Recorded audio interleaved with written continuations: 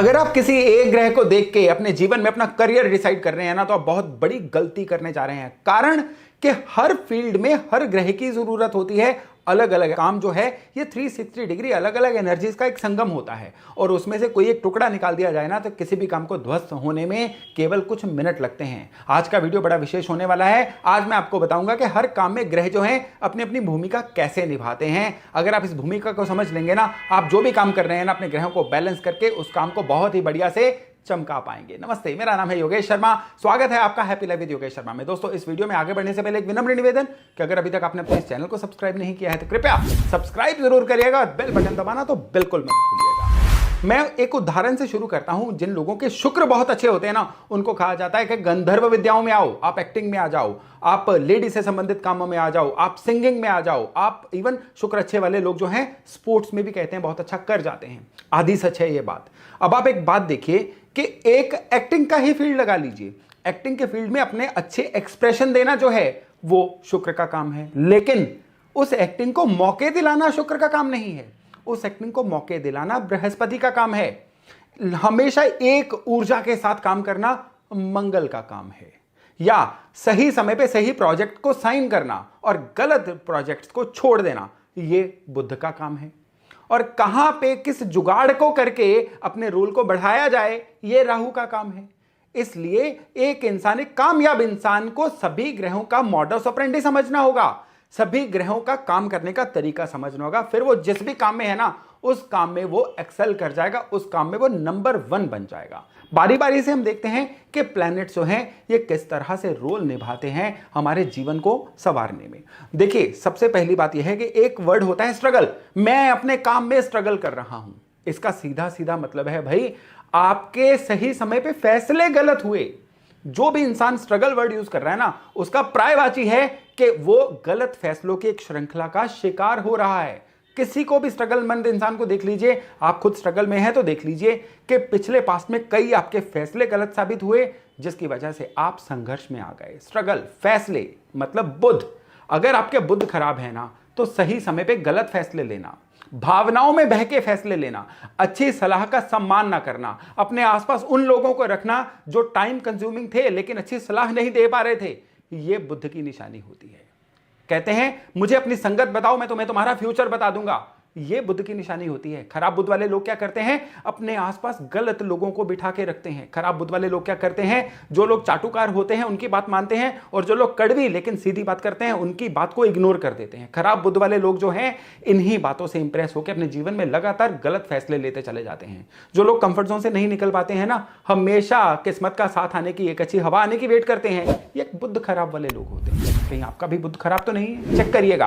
कड़वी बात लेकिन सीधी बात है। अगर आपका बुध खराब होगा ना, आज आप इस बात को भी इग्नोर कर देंगे। इवन सबसे बड़ी बात क्या है कि भगवान किसी इंसान को उतना ही देता है जितना वो इंसान संभाल सके। मौके हर एक को मिलते हैं, लेकिन जो उन मौकों को संभाल जाता है उसको अगला मौका मिल जाता है। जिनको अगला मौका नहीं मिलता ना, इसका मतलब है कि पिछले मौके को वो संभाल नहीं पाए थे। बृहस्पति है ये। जिनके बृहस्पति खराब होते हैं ना, मौके हर एक को आने होते हैं। खराब बृहस्पति वाले लोग एक ही मौका संभाल नहीं पाते, फिर अगले मौके नहीं आते हैं, और फिर ये शिकायत करते हैं कि कैसों कैसों को दिया है, ऐसे वैसों को दिया है। मतलब खराब बृहस्पति वाले जो लोग हैं उनको फिर अगला मौका नहीं मिलता है। आपको नहीं मिल रहा है ना, बृहस्पति चेक करिए अपना। खराब बृहस्पति वाले जो लोग हैं वो एक ही जगह पे, एक ही अपने पास्ट में एक ही चीज को दोहराते रहेंगे। मेरे टाइम पे मेरे साथ एक बार ऐसा हुआ था, बार बार उनके साथ ऐसा कुछ नहीं होता है। तो अगर आपके साथ ऐसा हो रहा है ना, बृहस्पति चेक करिए, बृहस्पति को सही करिए।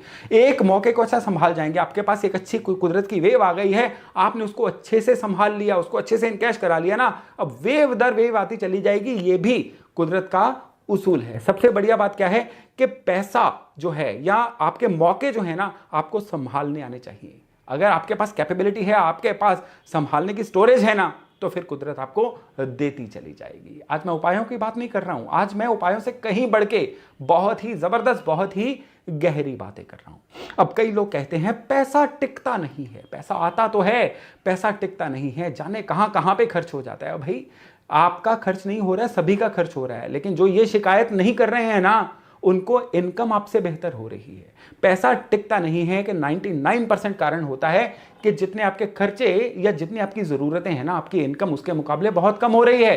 खर्चे रुकेंगे नहीं, इनकम आएगी नहीं, तो बदले में आपको लगेगा आपके पैसे की बरकत खत्म हो रही है। यह है खराब चंद्रमा। चंद्रमा जिनके खराब होंगे ना, हमेशा उपलब्ध कैश जो है उनकी जरूरतों से कम होता है। अगर आपके साथ ऐसा है तो चुप करके चंद्रमा का उपाय करिए, चंद्रमा को पकड़ लीजिए, आपकी ये शिकायत जो है तुरंत दूर हो जाएगी। अब सबसे बढ़िया बात आती है, आप में से बहुत सारे लोगों ने एक पुरानी मूवी है मिस्टर इंडिया, ये देख रखी होगी। मैं क्यों बात कर रहा हूं मिस्टर इंडिया की? इसलिए कि जिनके सूर्य खराब होते हैं ना, वो मिस्टर इंडिया बन जाते हैं, यानी अदृश्य हो जाते हैं, दिखते नहीं हैं। दिखते किन लोगों को हैं? जिन्होंने लाल चश्मा पहना होता है, यानी जो लोग आपसे कोई फायदा लेना चाहते हैं, रेड फ्लैग लोग जो हैं, केवल उन्हीं को आप दिखते हो। जो आपका भला करना चाहते हैं उनके लिए आप अदृश्य हो जाते हो। खराब सूर्य वाले लोग अच्छी अपॉर्चुनिटीज को नहीं दिखते हैं। खराब सूर्य वाले लोग उन लोगों को नहीं दिखते हैं जो जीवन में ऊपर लेके जा सकते हैं। खराब सूर्य वाले लोग केवल उन्हीं लोगों के हाथे आते हैं जिनका कुछ ना कुछ उन्होंने देना होता है, या जिनको कोई फायदा करवाना होता है, जिनसे फायदा लेना होता है ना। सूर्य खराब, आप अदृश्य मोड में रहोगे, फ्लाइट मोड में रहोगे आप। फ्लाइट मोड में क्या होता है कि कोई सिग्नल नहीं आता है और आपका जो पूरे का पूरा मोबाइल डिवाइस है केवल एक गेम खेलने की मशीन बन के रह जाता है।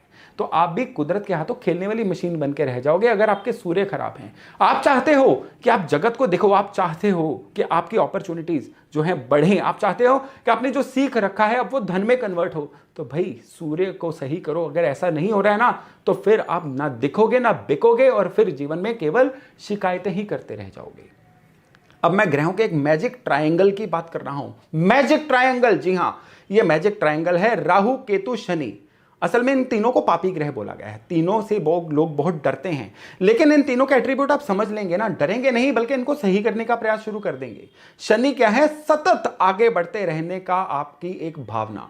अगर आप बिना थके बिना रुके हमेशा जीवन में आगे बढ़ते रहने का सोचते हैं ना, अगर आपने, वो एक जेंटलमैन थे शायद माझी समथिंग उनका नाम था, जिन्होंने एक पर्वत काट के लोगों के लिए रास्ता बना दिया था, ये होते हैं अच्छे शनि वाले लोग, यानी पर्वत काट देते हैं ऐसे लोग।